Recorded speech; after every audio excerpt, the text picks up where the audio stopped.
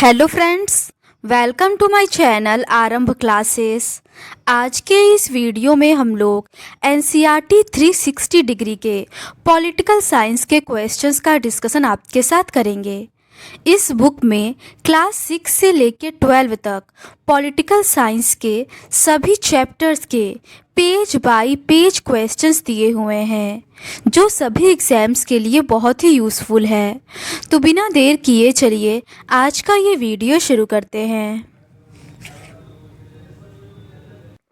Class 11th के chapter 4 तक के क्वेश्चंस का डिस्कशन हम लोगों ने इस सीरीज़ के प्रीवियस पार्ट में कर लिया है। आज हम लोग उसके आगे के क्वेश्चंस का डिस्कशन आपके साथ करेंगे। आगे के प्रश्न चैप्टर 5 विधायिका से रिलेटेड हैं। पहला प्रश्न है, विधायिका के संदर्भ में निम्नलिखित में से कौन कथन असत्य है? इसका सही आंसर है ऑप्शन बी, वास्तविक प्रतिनिधित्व वाली कुशल और प्रभावी विधायिका के बिना सच्चे लोकतंत्र की कल्पना की जा सकती है। ये कथन गलत है। विधायिका सभी लोकतांत्रिक राजनीतिक प्रक्रियाओं का केंद्र है। ये सही है। विधायिका जनप्रतिनिधियों का जनता के प्रति उत्तरदायित्व सुनिश्चित करती है। ये कथन भी सही है। और विधायिका वास्तव में प्रातिनिधिक लोकतंत्र का आधार है। ये कथन भी सही है। विधायिका केवल कानून बनाने वाली संस्था नहीं है, इसके अनेक महत्वपूर्ण कार्यों में से कानून बनाना भी एक कार्य है। यह सभी लोकतांत्रिक राजनीतिक प्रक्रियाओं का केंद्र है। संसद में बहुत से दृश्य देखने को मिलते हैं। सदन में बहस, बहिर्गमन, विरोध प्रदर्शन, सर्वसम्मति, सरोकार और सहयोग आदि इसे अत्यंत जीवंत रखते हैं। ये सभी बहुत ही महत्वपूर्ण उद्देश्यों को पूरा करते हैं। दरअसल वास्तविक प्रतिनिधित्व वाली कुशल और प्रभावी विधायिका के बिना सच्चे लोकतंत्र की कल्पना नहीं की जा सकती। विधायिका जनप्रतिनिधियों का जनता के प्रति उत्तरदायित्व सुनिश्चित करती है। यह वास्तव में प्रातिनिधिक लोकतंत्र का आधार है। अगला प्रश्न है, निम्न में सत्य कथन पर विचार करें। पहला है, लेकिन अत्यंत शक्तिशाली मंत्रिमंडल को भी विधायिका में बहुमत की आवश्यकता होती है। दूसरा है, अपनी संरचनात्मक विशेषता के कारण विधायिका सरकार के अन्य सभी अंगों में सबसे ज़्यादा प्रातिनिधिक है।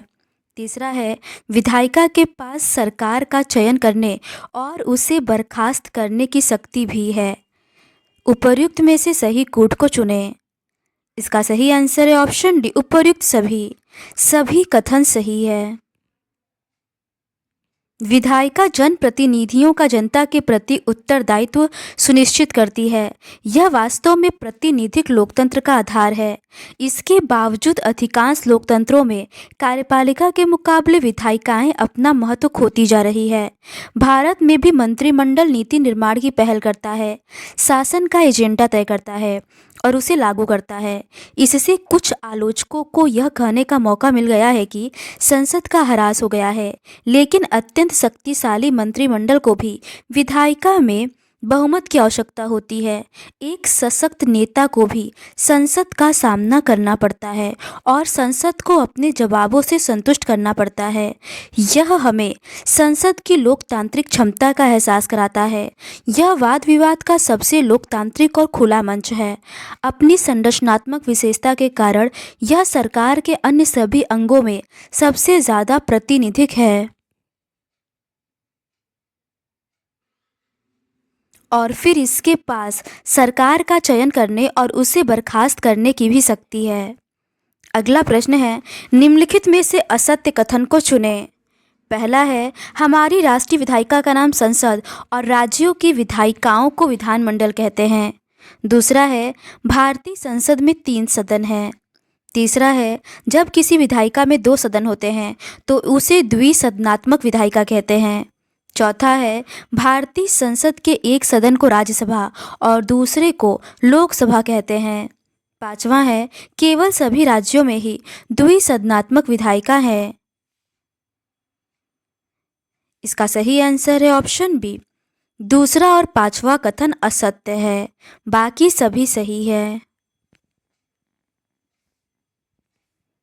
संसद में 2 सदनों की क्या आवश्यकता है?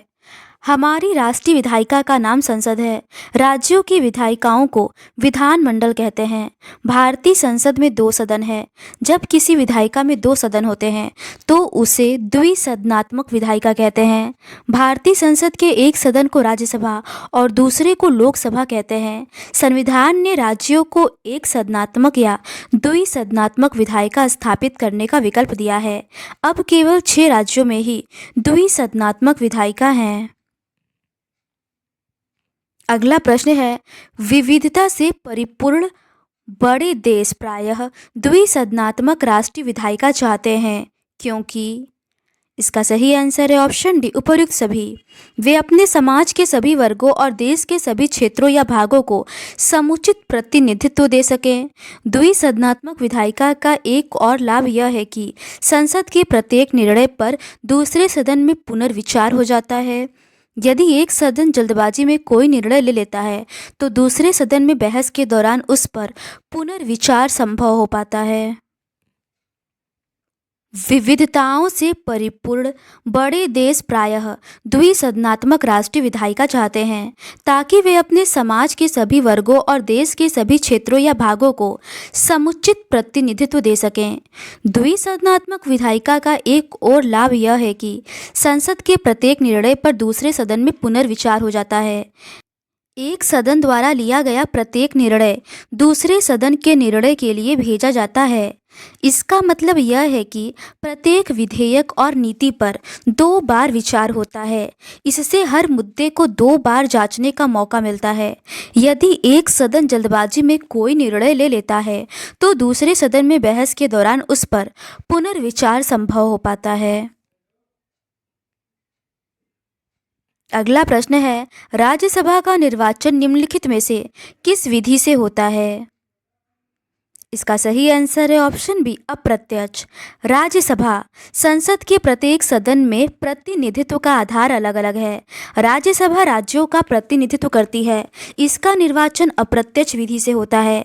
किसी राज्य के लोग राज्य की विधानसभा के सदस्यों को चुनते हैं, फिर राज्य विधानसभा के निर्वाचित सदस्य राज्यसभा के सदस्यों को चुनते हैं। अगला प्रश्न है, निम्नलिखित में से कौन राज्यसभा सदस्य चुनता है? इसका सही आंसर है ऑप्शन ए, विधानसभाओं के सदस्य। राज्यसभा संसद के प्रत्येक सदन में प्रतिनिधित्व का आधार अलग अलग है। राज्यसभा राज्यों का प्रतिनिधित्व करती है। इसका निर्वाचन अप्रत्यक्ष विधि से होता है। किसी राज्य के लोग राज्य की विधान सभा के सदस्यों को चुनते हैं, फिर राज्य विधानसभा के निर्वाचित सदस्य राज्यसभा के सदस्यों को चुनते हैं। द्वितीय सदन में प्रतिनिधित्व के लिए 2 सिद्धांतों का प्रयोग किया जा सकता है।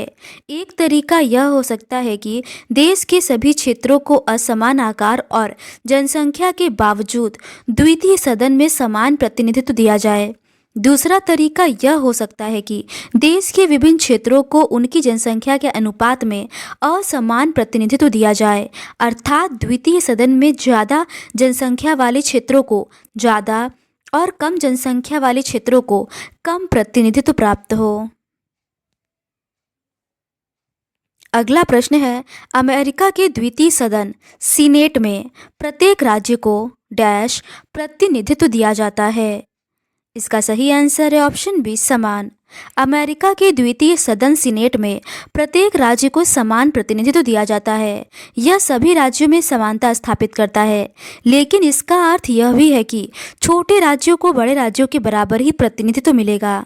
हमारी राज्यसभा के लिए इस अमेरिकी प्रतिनिधित्व प्रणाली से अलग तरीका अपनाया गया है। संविधान की 4वीं अनुसूची में प्रत्येक राज्य से निर्वाचित होने वाले सदस्यों की संख्या निर्धारित कर दी गई है।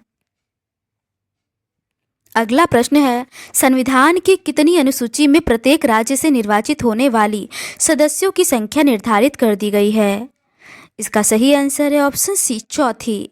संविधान की 4थी अनुसूची में प्रत्येक राज्य से निर्वाचित होने वाले सदस्यों की संख्या निर्धारित कर दी गई है। अगला प्रश्न है, निम्नलिखित में से कौन कथन राज्यसभा के संदर्भ में असत्य है? पहला है, राज्यसभा के सदस्यों को 6 वर्ष के लिए निर्वाचित किया जाता है। दूसरा है, प्रत्येक 2 वर्ष पर राज्यसभा के 2/3 सदस्य अपना कार्यकाल पूरा करते हैं और इन 2/3 सीटों के लिए चुनाव होते हैं। इसका सही आंसर है ऑप्शन बी, केवल दूसरा कथन असत्य है। राज्यसभा के सदस्यों को 6 वर्ष के लिए निर्वाचित किया जाता है। उन्हें दोबारा निर्वाचित किया जा सकता है। राज्यसभा के सभी सदस्य अपना कार्यकाल एक साथ पूरा नहीं करते। प्रत्येक 2 वर्ष पर राज्यसभा के 1/3 सदस्य अपना कार्यकाल पूरा करते हैं और इन 1/3 सीटों के लिए चुनाव होते हैं। इस तरह राज्यसभा कभी भी पूरी तरह भंग नहीं होती, अतः इसे संसद के स्थायी सदन के रूप में जानते हैं। इस व्यवस्था का लाभ यह है कि जब लोकसभा भंग होती है और चुनाव होने बाकी होते हैं, तब राज्यसभा की बैठक बुलाई जा सकती है और जरूरी मामलों को निपटाया जा सकता है। अगला प्रश्न है, निम्नलिखित में से किस सदन को अस्थायी सदन के रूप में जानते हैं? इसका सही आंसर है ऑप्शन सी, राज्यसभा। राज्यसभा के सभी सदस्य अपना कार्यकाल एक साथ पूरा नहीं करते। प्रत्येक 2 वर्ष पर राज्यसभा के 1/3 सदस्य अपना कार्यकाल पूरा करते हैं और इन 1/3 सीटों के लिए चुनाव होते हैं। इस तरह राज्यसभा कभी भी पूरी तरह भंग नहीं होती, अतः इसे संसद के अस्थायी सदन के रूप में जाना जाता है। अगला प्रश्न है, निर्वाचित सदस्यों के अतिरिक्त राज्यसभा में कितने मनोनीत सदस्य होते हैं? इसका सही आंसर है ऑप्शन बी, 12। निर्वाचित सदस्यों के अतिरिक्त राज्यसभा में 12 मनोनीत सदस्य होते हैं, जिन्होंने साहित्य, विज्ञान, कला और समाज सेवा के क्षेत्र में विशेष उपलब्धि हासिल की हो। उन्हें राष्ट्रपति द्वारा मनोनीत किया जाता है। अगला प्रश्न है, निम्नलिखित में से जर्मनी में विधायिका के संदर्भ में कौन कथन सही है? पहला है, जर्मनी में विधायिका एक सदनात्मक है। दूसरा है, दोनों सदनों को बुंदेस्टैग फेडरल असेंबली और बुंदेसरेट फेडरल काउंसिल कहते हैं। इसका सही आंसर है ऑप्शन बी, केवल दूसरा कथन सही है। जर्मनी में विधायिका द्विसदनात्मक है। दोनों सदनों को बुंदेस्टैग फेडरल असेंबली और बुंदेसरेट फेडरल काउंसिल कहते हैं।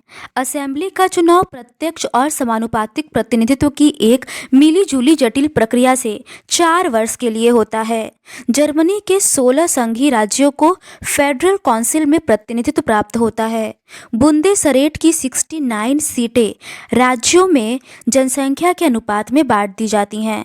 ये सभी सदस्य सामान्य रूप से राज्य सरकार के मंत्री होते हैं और उनका चुनाव नहीं होता, वरन वे राज्य सरकार द्वारा नियुक्त किए जाते हैं।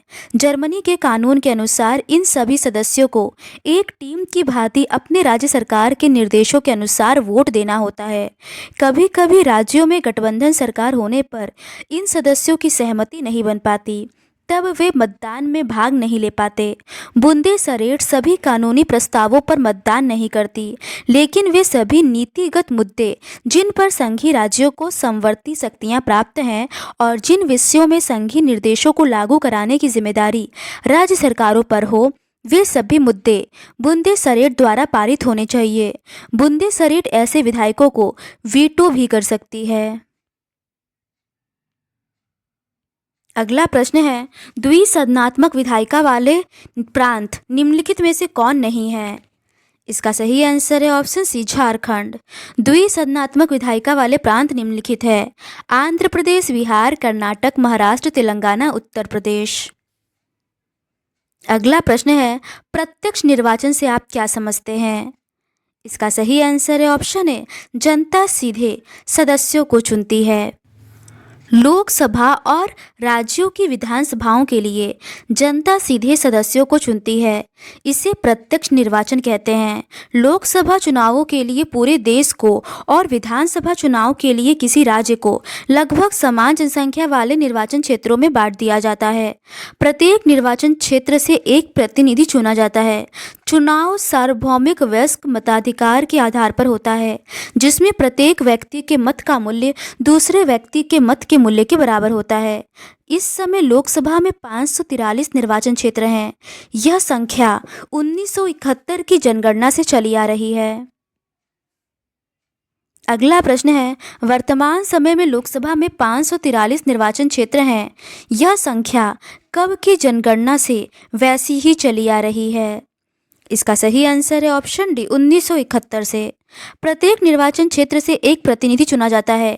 चुनाव सार्वभौमिक वयस्क मताधिकार के आधार पर होता है, जिसमें प्रत्येक व्यक्ति के मत का मूल्य दूसरे व्यक्ति के मत के मूल्य से बराबर होता है। इस समय लोकसभा में 543 निर्वाचन क्षेत्र हैं। यह संख्या 1971 की जनगणना से चली आ रही है। अगला प्रश्न है, लोकसभा के सदस्यों को कितने वर्ष के लिए चुना जाता है? इसका सही आंसर है ऑप्शन बी, 5 वर्ष के लिए।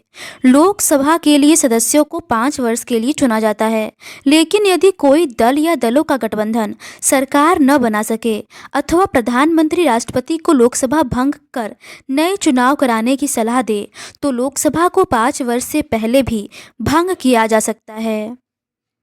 अगला प्रश्न है, निम्न में से कौन पूरे देश या देश के किसी भाग के लिए कानून बनाती है? इसका सही आंसर है ऑप्शन डी, संसद। संसद पूरे देश या देश के किसी भाग के लिए कानून बनाती है। कानून बनाने वाली सर्वोच्च संस्था होने के बावजूद संसद प्रायः कानूनों को केवल स्वीकृति देने मात्र का काम करती है। अगला प्रश्न है, विधेयक का उद्देश्य और संसद में उसे प्रस्तुत करने का समय निम्नलिखित में से कौन तय करता है? इसका सही आंसर है ऑप्शन सी, मंत्रिमंडल। विधेयकों को तैयार करने का वास्तविक काम तो किसी मंत्री के निर्देशन में नौकरशाही करती है। विधेयक का उद्देश्य और संसद में उसे प्रस्तुत करने का समय मंत्रिमंडल तय करता है।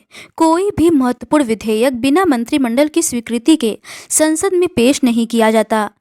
संसद के अन्य निजी सदस्य भी कोई विधेयक प्रस्तुत कर सकते हैं, पर बिना सरकार के समर्थन के ऐसे विधेयकों का पास होना संभव नहीं।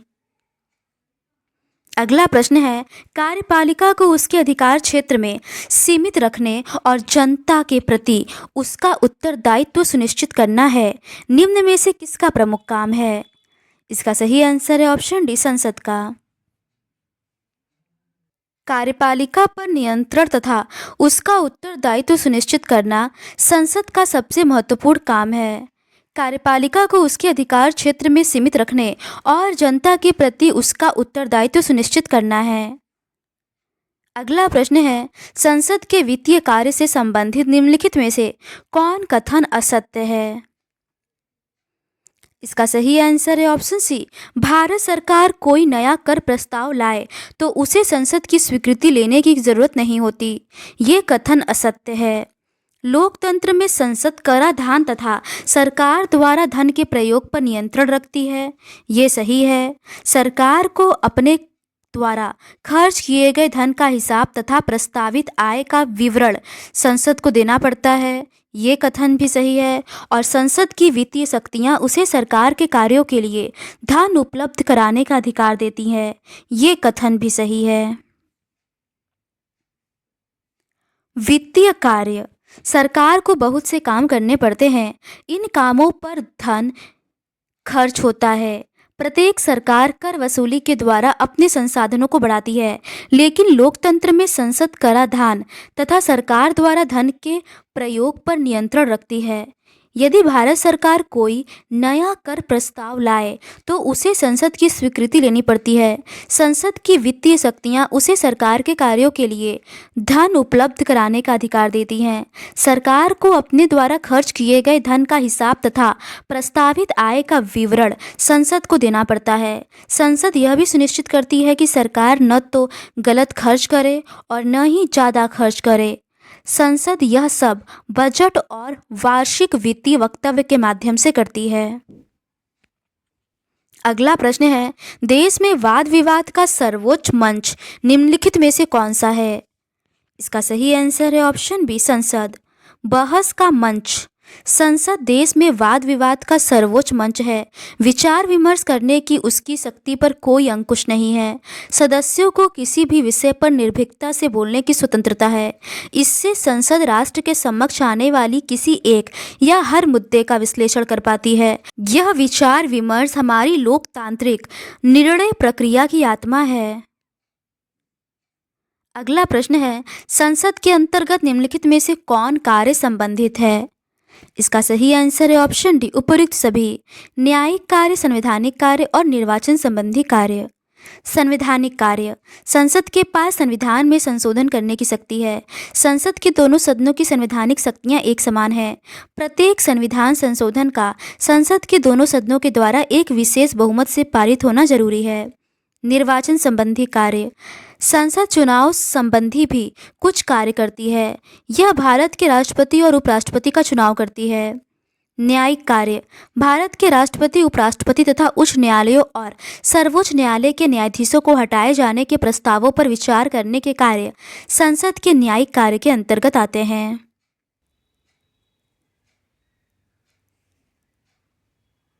तो आज के इस वीडियो में बस इतना ही।